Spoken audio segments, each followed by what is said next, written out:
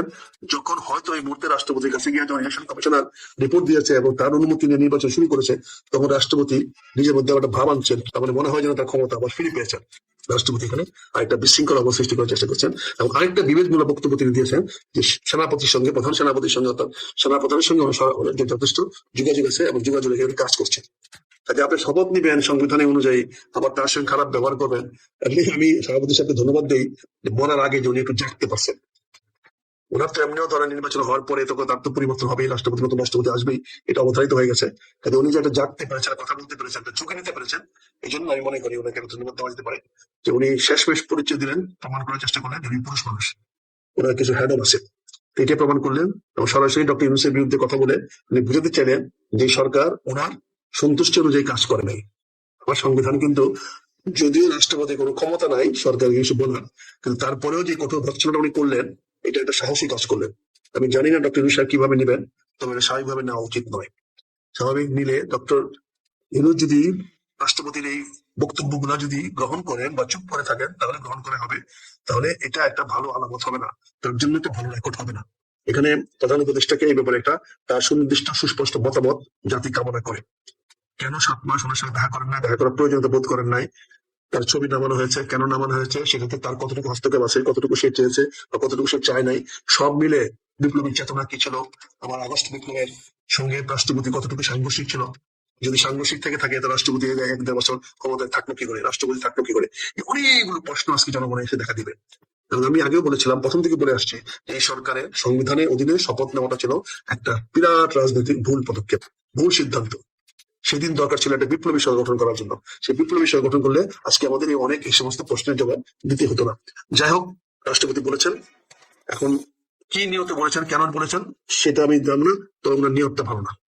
উনি সাহস করে বলেছেন, সেটা ধন্যবাদ জানিয়েছি, কিন্তু উনি একটা হীন উদ্দেশ্যে কথাগুলো বলেছেন, একটা সময়ের জায়গায় এসে বলেছেন, যখন হয়তো এই মুহূর্তে রাষ্ট্রপতির কাছে গিয়ে যখন ইলেকশন কমিশনার রিপোর্ট দিয়েছে এবং তার অনুমতি নিয়ে নির্বাচন শুরু করেছে, তখন রাষ্ট্রপতি নিজের মধ্যে একটা ভাব আনছেন, কি হলো রে আমি, তারপরে মনে হয় যেন তার ক্ষমতা আবার ফিরে পেয়েছেন, এরকম একটা ভাব দেখাতে গিয়ে উনি বক্তব্য বলে দিয়েছেন। সেটা আমার ভাষায় আমি মনে করি দেওয়া সঠিক হয় নাই। রাষ্ট্রপতি এখানে আরেকটা বিশৃঙ্খল অবস্থা সৃষ্টি করার চেষ্টা করছেন এবং আরেকটা বিবেকমূলক বক্তব্য তিনি দিয়েছেন যে সেনাপতির সঙ্গে, প্রধান সেনাপতির সঙ্গে, অর্থাৎ সেনাপ্রধানের সঙ্গে ওনার যথেষ্ট যোগাযোগ আছে এবং যোগাযোগ এখানে কাজ করছে। এটা তো বিপজ্জনক কথা বললেন উনি, ভয়ানক একটা কথা বললেন। এখানে ওয়াকারুজ্জামান সাহেবকে, জেনারেল ওয়াকারুজ্জামান সাহেবকে একটা বেকায়দায় ফেলে দেওয়ার চেষ্টা করলেন, এটা তো ভালো উদ্দেশ্যে উনি বলেন নাই। এই কথাগুলো তো কমিউনিস্টে নিতে হবে, না নিলে তো সমস্যা, রাষ্ট্র যখন অকার্যকর হয়ে যায়, রাষ্ট্র তখন রাষ্ট্রের জায়গায় থাকে না। কারণ রাষ্ট্রপতি সরাসরি প্রধান সেনাপতির সঙ্গে, প্রধান চিফ অফ আর্মি স্টাফের সঙ্গে সরাসরি যোগাযোগ রাখছেন, এটা অত্যন্ত ভয়ানক একটি বক্তব্য, এটা ভয়ানক একটি অবস্থা, ভয়ানক একটি বয়ান। এটি আমি জানি না আপনারা কিভাবে দেখবেন, তো আমি এটাকে ভালো চোখে দেখছি না।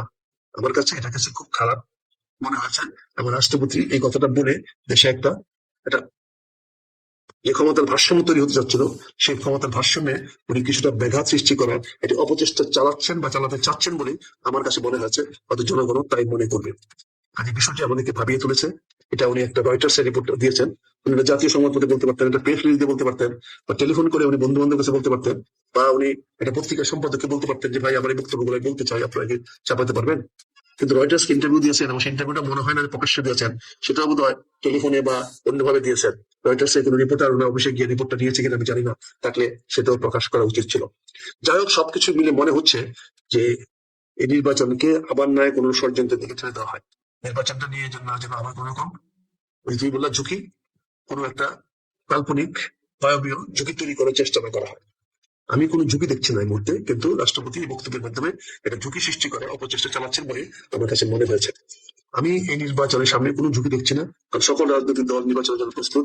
কেউ এখন আর নির্বাচন করবে না এই কথাটা কেউ বলছে না, সবাই তাদের অবস্থান থেকে সরে আসছে, এসে সবাই নির্বাচন করার দিকে মাঠে নেমে গেছে।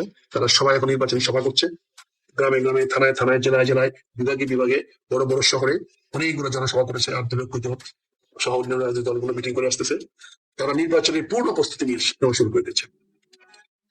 কাজে এখানে নির্বাচন সামনে দিয়ে আগাচ্ছে, নির্বাচন যত সময় হবে এবং সেই দিকে নির্বাচন নিয়ে কারো কোনো সন্দেহ নাই। 12ই ফেব্রুয়ারি 2026 সনে জাতীয় সংসদ নির্বাচন হতে যাচ্ছে, সেই সঙ্গে এটি হাওয়া না ভোট হচ্ছে। এখানে আমি কোনো ঝুঁকি দেখছি না, আমি অন্য কিছু দেখছি না, একটি সুষ্ঠু, অবাধ, নিরপেক্ষ, অন্তর্বর্তীমূলক নির্বাচন। যা বাংলাদেশের ইতিহাসে নতুন একটা মেরুদণ্ড তৈরি করবে, নতুন একটা মাইল ফলক তৈরি করবে, যেখান থেকে গণতন্ত্রের নতুন পদযাত্রা শুরু হবে।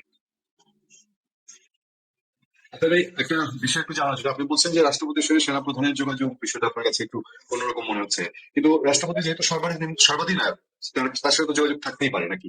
না, রাষ্ট্রীয় সমাধান না, সমাধান করার দায়িত্ব দেওয়া হয়েছে প্রধান উপদেষ্টাকে। সে ক্ষমতাটা প্রধান উপদেষ্টার উপর ন্যস্ত করা হয়েছে। রাষ্ট্রপতির সঙ্গে প্রধান সেনাপতির এখন কোন রকম লিগেল যোগাযোগ নাই, যোগাযোগ মাধ্যম নেই। আমাদের নিয়ম অনুযায়ী রাষ্ট্রপতির কাছে তো উনি সেনাপ্রধানের একটা যোগাযোগ কি মানে যদি হয় এটা না, কি অস্বাভাবিক হতে পারে? সেনাপ্রধান এখন ডিফেন্স মিনিস্ট্রির মাধ্যমে সর্বাধিনায়ক হলো প্রধান উপদেষ্টা। সর্বাধিনায়কের কাছে রাষ্ট্রপতি সর্বাধিনায়ক না। সেই সর্বাধিনায়কের দায়িত্বটা শেখ হাসিনা নিয়ে নিয়েছিল, যেটার জন্য প্রধান সেনাপতিরা, প্রধান chief of staff, navy staff, air staff, তারা সবাই সরাসরি প্রধান উপদেষ্টার কাছে দায়ী। এটা একটা বায়বীয় অবস্থা আছে, এটা নট ক্লিয়ার। সংবিধানে এরকম কোনো সুস্পষ্ট এখন কোনো বিধান নাই, এবং এটা অনেকটা মৌখিক পর্যায়ে আছে, এটা কোনো সুস্পষ্ট ধারণা নাই। কিন্তু রাষ্ট্রপতি কথাটা বলে এই জিনিসটাকে সামনে নিয়ে আসলো, যাতে তুমি আলোচনা করার সুযোগ পেলে, আমি যেটা কথা বলার সুযোগ পেলাম। রাষ্ট্রপতি এই বিষয়টা সামনে নিয়ে আসছেন, এখন এটা নিয়ে হয়তো অনেক আলোচনা হবে, অনেক কথা বলবে। সর্বাধিনায়ক আছে কি নাই, থাকলে কে, এবং সেনাপ্রধান রাষ্ট্রপতির সঙ্গে সরাসরি যোগাযোগ করতে পারেন কিনা, এই বিষয়গুলো এখন নিয়ে আলোচনা হবে, হতেই পারে মনে হয়, এবং আলোচনা বোধ আজ থেকে শুরু হয়ে যাবে। তাহলে একটা জিনিস যদি যে আলোচনার সূচনা তুমি করলা আজকে রাত্রে 11টার সময়, আমরা যদি বলি যে ধরেন রাষ্ট্রপতি যে কথাগুলো বলেছে, উনি বলছে যে ওনার মিডিয়া উইং তুলে নেওয়া হয়েছে, এর আগে তো ছবি সরানোর বিষয়টা আছে। তো আমাদের রাষ্ট্রপতি তো এমনিতেই উনি আসলে এটা একটা অর্নামেন্টাল জায়গা, তার তেমন কোনো কিছু করার থাকে না। তো এখন আপনি যেটা বলছেন যেগুলো হলে, এবং এই সরকারের সময় যেগুলো আমরা দেখেছি, উনি নামাজে আমরা যেগুলো দেখি যে এর আগে সৌজন্য বিষয় যেগুলো ছিল, রীতি নামাজে যাওয়া, ঈদের নামাজে ওনাকে দেখা যায় না, কনভোকেশন গুলোতে রাষ্ট্রপতি দেখা যেত, সেগুলো দেখা যায় না। তো এই জায়গা থেকে তাকে কি আসলে একরকম অপমান করা হয়নি এই সময়ে? তাকে তো শুধু অপমান করা হয় নাই, আমাদের ইলিয়াস আলী ভাইয়ের মতো তো বইয়ের জুতা মারা হয়েছে। তো উনি পদে কেন বসে রয়েছেন আমি জানি না, কি কারণে পদে একদিন ধরে যুদ্ধ রাখলেন। ওনার তো এই পদটাকে অনেক আগে ছেড়ে দেওয়া দরকার ছিল। উনি হঠাৎ করে বললেন যে উনি ছেড়ে গেলে ক্ষমতার ভারসাম্য নষ্ট হবে। তো উনি তো ক্ষমতার কোনো ভারসাম্য না, কোনো ভর না। উনি তো রাষ্ট্রপতি, বাংলাদেশের বর্তমান রাষ্ট্রপতি, বাংলাদেশের রাজনৈতিক ক্ষমতা বা প্রশাসনিক ক্ষমতার কোনো ভর না। এটার উপরে কোনো কিছু নির্ভর করে না। ওনাকে বিভিন্ন সময় টিস্যু পেপারের মতো ব্যবহার করা হয়, যখন কোথাও ময়লা পরিষ্কার করতে হয়, যখন কোথাও মানে যে কোনো ধরনের ময়লা পরিষ্কার করার জন্য ওনাকে ব্যবহার করা হয়। উনি নাথিং মানে টিস্যু পেপার। টিস্যু পেপার হিসেবে ওনাকে ব্যবহার করা হচ্ছে। ওনাকে ন্যাপকিনের মতো কি বলে, ওই যে ওই মানে টিস্যু পেপার বাংলা কি বলে রেখে, ওই যে কাগজের মতো ব্যবহার করা হচ্ছে। কাজে উনি তো এটা বুঝেন, জানেন, কিন্তু এতদিন কথা বলেন নাই, কিন্তু এখন কথা বলছেন। এত কথা একদিনে বলা দরকার ছিল কি? উনি একটা কথা বলে যথেষ্ট ছিল যে আমার সঙ্গে প্রধান উপদেষ্টা কোনো যোগাযোগ রাখেন না, বা আমার প্রতি ন্যূনতম সম্মান বোধ দেখে না, যথেষ্ট ছিল। তারপরে ছবি নামাইছে, এটা সবাই জানে। ওরা পেশন উঠে তুলছে, সবাই জানে ওরা পেশন নাই। তো মিলিটারি অ্যাটাচি আছে, তো মিলিটারি অ্যাটাচির মাধ্যমে তিনি কথা বলতে পারেন সেনাপ্রধানের সঙ্গে। সেনাপ্রধানের সঙ্গে সরাসরি কথা বলতে যাচ্ছেন, তার উনি কি ধরনের কথা বলছেন? এখানে তো এই কথাগুলো তো একটা নতুন একটা চিন্তার খোরাক দিয়েছে, নতুন একটা জিনিস, একটা খটকা বানিয়ে দিয়েছে। এই খটকা তো এটা পরিষ্কার করতে হবে, কি আলাপ করেছেন, কবে আলাপ করেছেন, কি বিষয়ে আলাপ করেছেন, কেন আলাপ করেছেন, কতক্ষণ আলাপ করেছেন, কতক্ষণ আলাপ করেছেন। এই বিষয়গুলো তখন সামনে চলে আসবে, এই বিষয়গুলো তো আলোচনার মধ্যে আসবে। তখন উনি কি ব্যাখ্যাতে পড়ে যাচ্ছেন না, উনি এই ব্যাখ্যাটা কি ইচ্ছে করে পড়তে যাচ্ছেন, না উনি দেশটাকে এটা ব্যাখ্যাতে ফেলার জন্য এগুলো করছেন। এই বিষয়গুলো তো আমাদের চিন্তা করে দেখতে হবে, ভাবতে হবে, এবং এটা নিয়ে নতুন একটা আলোচনার সূত্রপাত তিনি করলেন। সেই সূত্রপাতে আমরা দেখি মিডিয়াতে কি বলে। তবে তুমি আজকে এই রাতের 11টার সময়, রাতের 11টা 11ই ডিসেম্বর, তুমি এই বিষয়টা সূত্রপাত তুমি শুরু করলে প্রথম। কাজে আমার মনে হয় যে তুমি পায়োনিয়ার এই বিষয়টা নিয়ে আলোচনা শুরু করার জন্য। তবে আমি এই জায়গাটা আপনি কি মনে করছেন যে এটার প্রেক্ষিতে বা রাষ্ট্রপতি হঠাৎ করে ইন্টারন্যাশনাল মিডিয়া হয়ে, রয়টার্স হয়ে এই কথাগুলো বলাতে এটার আরো কোনো সুদূর প্রসারী কোনো বিষয় বা প্রভাব আছে, বা যেহেতু নির্বাচনী ট্রেনও আজকে থেকে অবশ্যই আছে, অবশ্যই আছে। উনি ভারসাম্যটা নষ্ট করার চেষ্টা করছেন, এটা পিছনে উদ্দেশ্য আছে। উদ্দেশ্য আর উনি কথা বললেন না, একদিন বললেন না কেন? আজকে ইলেকশনের দিন তারিখ ক্ষণ ডিক্লেয়ার করা হলো, তফসিল ঘোষণা করা হলো। উনি আজকে বলছেন ইলেকশনের পরে উনি পদত্যাগ করবেন। ইলেকশনের পরে তো পদত্যাগ করতে হবে না, উনি তো এমনি চলে যাবেন। ওনাকে এমনি কে রাখবে? ইলেকশনের পরে তো প্রথম তো উনি পদত্যাগ করতে বাধ্য হবে। উনি আগে থেকে বলে রাখছেন, ভালো কথা, সুন্দর কথা, যিনি পদত্যাগ করবেন আগে থেকে উনি বলে রাখছেন যাতে ওনার জীবন হানি না হয়, ওনার উপর হামলা না করে, তাকে বাধ্য না করে উনি এই জায়গাটা পরিষ্কার করেছেন। এটা একটা ভালো জিনিস। তার সঙ্গে এতগুলো কথা বলা দরকার ছিল কি? এতগুলো কন্ট্রোভার্সিয়াল কথা বলা দরকার ছিল কি? ওনার এই প্রধান উপদেষ্টার বিরুদ্ধে এলিগেশন আনা দরকার ছিল কি? প্রধান উপদেষ্টা কি উনি কি নিজের ইচ্ছাতে ওনার সঙ্গে কথা বলছেন না? উনি তো একটা পরিবেশের কারণে কথা বলছেন না, এটা পরিবেশের কারণে উনি বাধ্য হচ্ছেন রাষ্ট্রপতির সঙ্গে যোগাযোগ না রাখার জন্য। আর যেখানে রাষ্ট্রপতির সঙ্গে সেনা প্রধানের যোগাযোগ হচ্ছে প্রতিনিয়ত, তাহলে রাষ্ট্রপতিকে যদি রাষ্ট্রপতি প্রশ্ন করে আপনি সেনা প্রধানের সঙ্গে কি বলছেন আমাকে বলেন, তখন এটা একটা ত্রিমুখী লড়াই শুরু হয়ে যাবে না? এই বিষয়গুলো তো এখানে আনা দরকার ছিল না। উনি ভালো কথা, উনি নিজের থেকে ভলান্টিয়ার হয়েছেন যে আমি নির্বাচনের পর পরে আমি পদত্যাগ করবো। Very good, very welcome statement, very একটা স্বাগত বক্তব্য, সুন্দর বক্তব্য এবং অত্যন্ত প্রণিধানযোগ্য বক্তব্য, এবং এটা একটা ধন্যবাদ পাওয়ার বক্তব্য। তার সঙ্গে উনি এতগুলা কথা বাড়ালেন কেন? এই কথাগুলো তো ইঙ্গিত বহন করে, প্রতিটা কথা তো একটা খারাপ আলামত তৈরি করার একটা অবস্থা তৈরি করে, মানুষের মধ্যে সন্দেহের যোগান দেয়, সন্দেহ সৃষ্টি করে। এই কথাগুলো আমরা বলা ঠিক হয় নাই, সেটাই আমি বিনীতভাবে বলার চেষ্টা করছি। একটা মানুষের যদি রাষ্ট্রপতির মতো পদে ওনাকে আপনি যেগুলো বলছেন ডক্টর ইউনূস সাহেব যেগুলো করেছেন বা ওনার সঙ্গে 7 মাস দেখা না করা প্লাস অন্যান্য রাষ্ট্রীয় আনুষ্ঠানিকতায় দেখা না যাওয়া, এই বিষয়গুলো ওনাকে দিয়ে অনেক অধ্যাদেশ পাশ করে আনুষ্ঠানিকতা তো করতে হয়েছে। সেই ক্ষেত্রে এই মানুষ এই পদ থেকে এইভাবে, এটা কি একটা খারাপ দৃষ্টান্ত হলো না যে ডক্টর ইউনূস সাহেব কোন পরিস্থিতি, এমন কোন পরিস্থিতি হবে যেটার জন্য রাষ্ট্রপতি পদটাকে সারা বাংলাদেশের ইতিহাসের জন্য একটা এই ধরনের সিচুয়েশন করতে হবে? এখন তো বাজারে সূচি আছে, একটা অধ্যাদেশে রাষ্ট্রপতি হস্তক্ষেপ করে নাই, এটা রাষ্ট্রপতি ক্লিয়ার করলেন না কেন? এটা বললেন না কেন? যতগুলো অধ্যাদেশ জারি হয়েছে অধ্যাদেশের ব্যাপারে ওনার অবস্থান কি? ওনার নামে যে রাষ্ট্রপতি অর্ডার পাবলিশ হয়েছে, প্রেসিডেন্সিয়াল অর্ডার হয়েছে, এই ব্যাপার তো উনি পরিষ্কার করলেন না। উনি তো এটা বললেন না, ওনাকে তো সশস্ত্র বাহিনী দিবসে দাওয়াত দেওয়া হয় নাই, তো উনি কি সে কথাটা কেন বললেন না?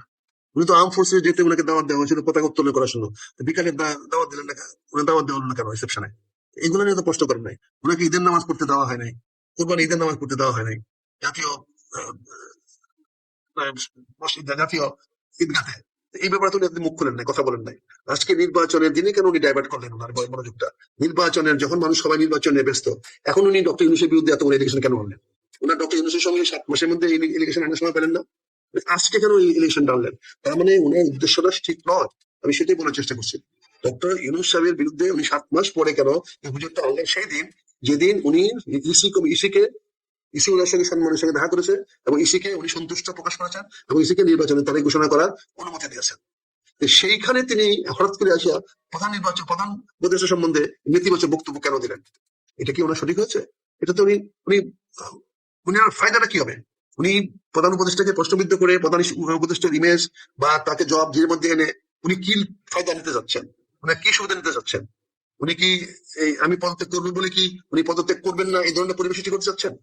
আমি তো এগুলো বুঝতেছি না। কিন্তু যাই কিছু উনি ভারসাম্য নষ্ট করার চেষ্টা করছেন।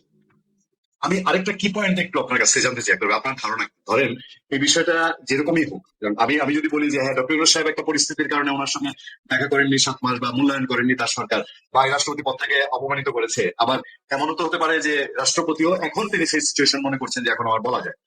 এটার ক্ষেত্রে একটা জিনিস একটু খেয়াল করবেন একটা ভাই, যেহেতু যতগুলো নিউজ সবগুলোতে রয়টার্স বলছে এটা হোয়াটসঅ্যাপের মাধ্যমে তিনি ইন্টারভিউটা দিয়েছেন। এটা কিন্তু একটা রাষ্ট্রপতির পদে, রাষ্ট্রপতির মতো একটা পদে হোয়াটসঅ্যাপে ইন্টারভিউ, এটা খুব ব্যতিক্রমী ঘটনা। এবং তাহলে সিচুয়েশন কি যে উনি প্রেস উইং এর মাধ্যমে বলেননি, ওনার কোনো স্টাফ দিয়ে কোনো ইন্টারভিউ, ইমেইলে না, ইমেইলেও হয় আমরা দেখেছি শেখ হাসিনার ক্ষেত্রে হচ্ছে, রাষ্ট্রপতি হোয়াটসঅ্যাপে একটা ইন্টারন্যাশনাল মিডিয়াকে ইন্টারভিউ দিয়েছেন। এটা কি একটু সিগনিফিকেন্ট মনে হয় না আপনার কাছে? হোয়াটসঅ্যাপে উনি ব্যক্তিগত কানেকশনে দিয়েছেন, সেটা আজকের এই মডার্ন যুগে এটা আমি কোনো অপরাধ হিসেবে দেখবো না। তবে উনি এই মুহূর্তে কেন দিলেন, এই মুহূর্তে কেন বললেন, এটা নিয়ে আমার একটা প্রশ্ন আছে।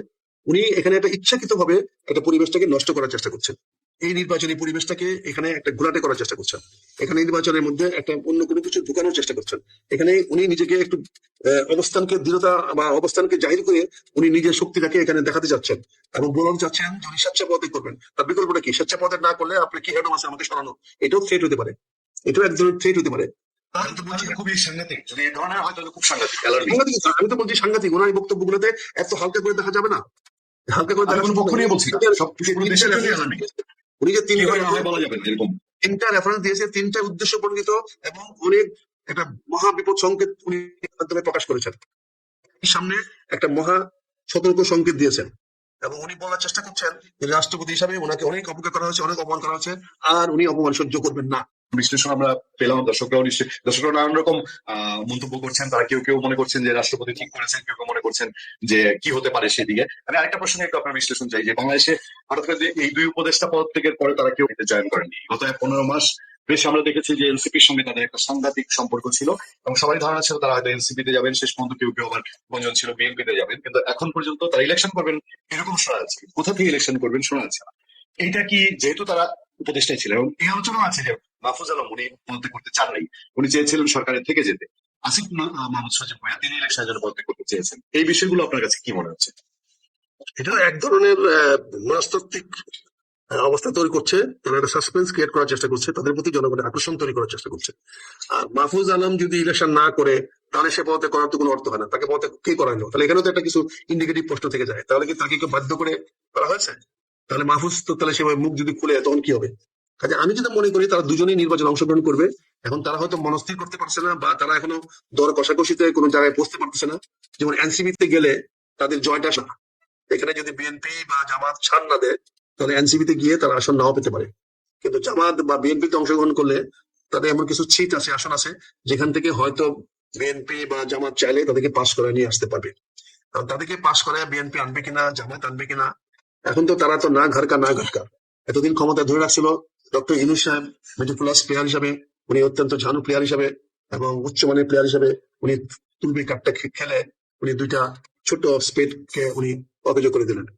এখন আর এই সরকারের মধ্যে বৈষম্য ছাত্র আন্দোলনের কোনো প্রতিনিধি থাকলো না, এরা এনসিপি কোনো প্রতিনিধি থাকলো না, এবং বৈষম্য ছাত্র আন্দোলন তথা জুলাই আগস্ট বিপ্লবের কোনো প্রতিনিধি এই সরকারে থাকলো না।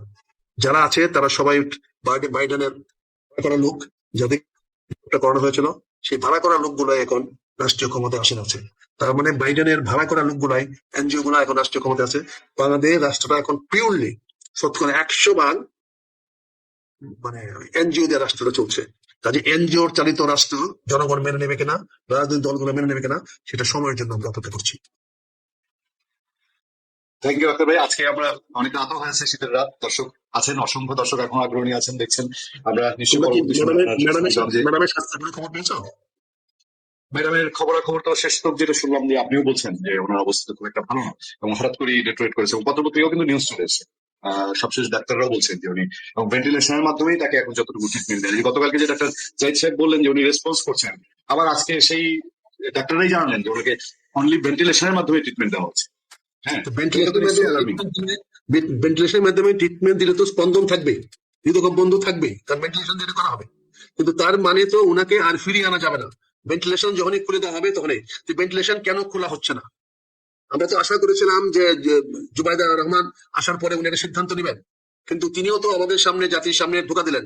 উনিও তো ওনার কাছ থেকে জাতির আশা করে নাই। উনি বললেন যে আহ আহ, আম্মা বলেছেন উনি বিদেশে যাবেন না। আম্মা কিভাবে বললেন, কখন বললেন, কার সঙ্গে বললেন, ওনার জবান কোত্থেকে আসলো? এই বিভ্রান্তকর বক্তব্য দিয়ে তো জুবাইদুর রহমান নিজেকেও বিভ্রান্তকর করে ফেললেন, জনগণের সামনে বিতর্কিত করে ফেললেন, নিজেও বিতর্কিত হয়ে গেলেন। এনারা জানি না ওনাদের কোনো পলিটিক্যাল অ্যাডভাইজার আছে কিনা, ওনাদের বক্তব্য দেওয়ার জন্য কেউ গাইড করে কিনা, কখন কোথায় কিভাবে বক্তব্য দিবে, কি জেস্টারে বক্তব্য দিবে, কি বক্তব্য প্রেক্ষাপট হবে, কোন জায়গায় কোন কথা বলবে। তারেক রহমান সাহেব বক্তৃতা দেওয়া জামাতের বিরুদ্ধে অভিযোগ আনে, লক্ষ লক্ষ মানুষকে জামাত হত্যা করেছে 71 মুক্তিযুদ্ধের সময়। এখন জামাত যদি মামলা করে দেয় প্রমাণ করতে পারবে? এখন তারেক রহমানের বিরুদ্ধে জামাত দাঁড়ায় যায়, কোথায় লক্ষ লক্ষ লোক আমরা মারছি প্রমাণ করেন। আপনি বাবা তো মুক্তিযুদ্ধ করছে, স্বাধীনতা ঘোষণা ছিল, আপনি বাবা কি কথা কোনদিন বলেছে? এই যে তারেক রহমানকে দিয়ে সমস্ত আজে বাজে কথা বলানো হয়, আজকে জুবাইদুর রহমানকে দিয়ে কথা বলানো হলো যে উনি আম্মা বলছেন বিদেশে যাবেন না। এই যে এয়ার অ্যাম্বুলেন্সের নাটকটা সাজানো হলো 7-8 দিন, বলেন। আমি তো বলছি যে এইগুলা তো, এগুলা করে সমস্ত খালেদা জিয়াকে আপনারা মৃত্যুর পূর্বে হত্যা করলেন। এখন তো ওনার মৃত্যু হবে না, ওনার হত্যা হবে। অর্থাৎ যখনই ভেন্টিলেটর খুলবেন তখনই মারা যাবেন, তার মানে ওনাকে হত্যা করা হবে। এটা তো বুঝতে হবে আপনাকে। এটা তো এই অভিযোগ তো থাকবে, আর আগামী দিনে কেউ না কেউ অভিযোগ করবে, কেউ না কেউ এদেরকে আসামির কাঠ করে দাঁড় করাবে। আজকে জুবাইদুর রহমানকে দিয়ে বক্তব্য দেওয়ানোর প্রয়োজন ছিল না। কারা দেওয়াচ্ছে আমি জানি না, কারা ওনাদেরকে রাজনৈতিক গাইড করতেছে, তাদের রাজনৈতিক গাইড কে, তাদের রাজনৈতিক কনসালটেন্ট কে আমি জানি না। তবে তাদের যে গুড টিচার নাই, তাদের পিছনে যে কোনো আদর্শবাদী গুড গাইড নাই, গুড টিচার নাই, এটা বারবার প্রমাণিত হচ্ছে। এই দলটি ছন্নছাড়া দলের মতো কাজ করতেছে, একটা নেতৃত্ববিহীন এবং একটা একটা স্কুল অফ থট নাই। এখানে একা যার যেটা খুশি আমার মতো করে কথা বলেছে, যা আমার আমি একা, আমি যা বলছি একা, আমি এখানে কোনো সম্মিলিত কোনো কথা বলছি না। কিন্তু তারেকের মধ্যে একা না, তারেক একটা দলের নেতা, তাকে দলের সবার সঙ্গে সলা পরামর্শ করে প্রতিটা বক্তব্য দিতে হবে। কারণ একা ডিকটেশন দিয়ে তো বক্তৃতা চলবে না। লন্ডন থেকে উনি কিছু লোককে জমা করে আর উনি এক পেশে বক্তৃতা দেওয়া যাবেন? উনি কি মার্শাল ডেমোক্রেসি শিখাতে চান? উনি লন্ডন থেকে বক্তৃতা দিবেন আর আমরা শুনবো সেই বক্তৃতা কে লিখে দিল, কে ড্রাফট করলো, এটা পাস হয়েছে কিনা, এটা বিএনপি নির্বাহী কমিটি পাস করছে কিনা, স্থায়ী কমিটি পাস করছে কিনা, সেই প্রশ্নগুলোকে আসবে না। তারেক রহমান সাহেব কিভাবে ঢালাও বক্তৃতা ইচ্ছা মতো দিতে পারেন? তার প্রতিটা বক্তব্য তো স্থায়ী কমিটি থেকে অ্যাপ্রুভ হইতে হবে। সেটা প্রতি পার্টির পলিসি মেকারের কথা বলছেন, পার্টির পলিসি মেকার তো চেয়ারপারসন না, ভারপ্রাপ্ত চেয়ারপারসন না। পার্টির পলিসি মেকার হলো স্ট্যান্ডিং কমিটি। স্ট্যান্ডিং কমিটি সিদ্ধান্ত দিবেন, চেয়ারম্যান স্পোকম্যান হিসেবে কথা বলবেন। তো এখন যে উনি প্রতিদিন সমাবেশ করে এই মানুষকে ডেকে নিয়ে আসা, ভাড়া করে লোক নিয়ে আসা, উনি এই যে ডিক্টেটিভ বক্তৃতা দিচ্ছেন, এটা কি মার্শাল ডেমোক্রেসি শেখাচ্ছেন জনগণকে? এটা তো মার্শাল ডেমোক্রেসির পায়তারা হচ্ছে। এটা কি উনি নির্বাচনে সহায়তা করবে? এটা কি উনি নির্বাচনে জয় সাহায্য করবে? উনি তো ওনার মায়ের স্বাস্থ্যের ব্যাপারে সিদ্ধান্ত নিতে পারলেন না, ওনার মাকে বিরোচিত ভাবে ইন্তেকাল করার সুযোগ দিলেন না। দায়ভার করে নিতে হবে না? এই দায়ভার নিয়ে নির্বাচনে কতদূর আগাইতে পারবেন, এই বিষয়গুলো উনি চিন্তা করা দরকার। আমরা তো গাইড হতে চাই, আমরা ওনাকে সঠিক পথে এনে বিএনপি কে জয়লাভ করতে চাই। আমরা তো ক্ষমতার হিস্সা চাই না, ক্ষমতার ভাগ চাই না। আমরা তো নমিনেশনের জন্য লালায়িত নই, আমরা তো ওনার পিছনে নমিনেশনের জন্য গুড়গুড় করছি না। কিন্তু আমার দলের স্বার্থে, শহীদ রাষ্ট্রপতি জিয়ার দলকে বাঁচিয়ে রাখার স্বার্থে, দেশমাতা খালেদা জিয়ার দলকে বাঁচিয়ে রাখার স্বার্থে আমরা এই কথাগুলো বলছি। আমরা যদি এই কথাগুলোর বাইরে যদি যাই, আজকে অনেক মুক্তিযোদ্ধারা আজকে বিএনপি থেকে বেরিয়ে যাওয়ার চেষ্টা করতেছে। এরা যদি বেরিয়ে গিয়ে যদি অন্য কোনো প্ল্যাটফর্ম থেকে কথা বলে, তখন মুক্তিযুদ্ধের অবস্থাটা কোথায় দাঁড়াবে? আমি আপনাদেরকে বলছি, অনেক মুক্তিযোদ্ধারা বিএনপিতে যারা আছেন, আপনি একটা মুক্তিযোদ্ধাকে মূল্যায়ন করেন নাই। আপনি মুক্তিযোদ্ধা তো দূরের কথা, এই যেমন সশস্ত্র বাহিনী লোকটা আছে, সামরিক বাহিনী লোকটা আছে, অফিসার আছে, আর্মির অফিসার আছে, আপনি কাউকে নমিনেশন দিলেন না। কি করে আপনি আশা করেন তারা আপনার দলে থাকবে? তাদের নমিনেশন না পাই আবার কিছু লোক গিয়ে আবার তার সঙ্গে ঘোরাঘুরি করতেছেন এই এসএসএম ডিউটি করার জন্য, সিকিউরিটি পাহারা দেওয়ার জন্য। এইভাবে তো হবে না, এইভাবে তো রাজনৈতিক দল হয় না। রাজনৈতিক দল করতে হলে জনগণ লাগবে, গণতন্ত্র লাগবে, কর্মী লাগবে, সংগঠন লাগবে, সাংগঠনিক কাঠামো লাগবে। সাংগঠনিক কাঠামো থেকে বেরিয়ে আসতে হবে। এখানে ইচ্ছা করে নেতা বানানো যায় না, এটা চাকরি না, এটা কোম্পানির সিকিউরিটি অফিস না, এখানে guard, chief guard, deputy guard বানায় দিলাম। এভাবে তো রাজনীতি হয় না। আজকে সারা আমরা দেখেন তো কয়টা একটা নতুন আর্মি অফিসারকে নমিনেশন দেওয়া হয়নি। এতগুলো সেনা প্রধান রিটায়ার করলো গত কয়েক বছরে, একজন সেনা প্রধান নেই। এতগুলো lieutenant general, general, major general, brigadier general তারা রিটায়ার করলো, দলের মধ্যে আছে। দেখেন তো শত শত সচিবরা রিটায়ার করলো, কয়টা সচিব আছে দেখেন তো। কতগুলা ব্যাংকের এমডি রিটায়ার করেছে, একটা দুইটা এমডি আছে কিনা বিএনপি নমিনেশন লিস্টে? তাহলে আপনি কাদের করবেন? এই গুন্ডা সন্ধ্যা, এই চাঁদাবাজ দিয়ে আপনি রাজনীতি দল করবেন? এটা ফলাফল কি ইতিবাচক হবে? জনগণ কি আপনাকে ভোট দিবে? আপনি তো বিজয়ী হতেন, আপনার তো দলটা আপনার জন্য ছিল, আপনার বোকামের জন্য হাতছাড়া করলেন। আমি যখন বলছিলাম তখন আমার খেপে গেছিলেন। আমি বলছিলাম না আপনাদের জুতা পেটা করবে, তো এখন শুনেন নাই। সওয়া সওয়া কথা তো আমি বলি না, ইউনিভার্সিটি শুনেন নাই, ঠিক হচ্ছে। তো আমি যখন বলছিলাম তখন আমারটা খারাপ লাগছিল, তখন আমাকে বহিষ্কার করে দিয়েছেন।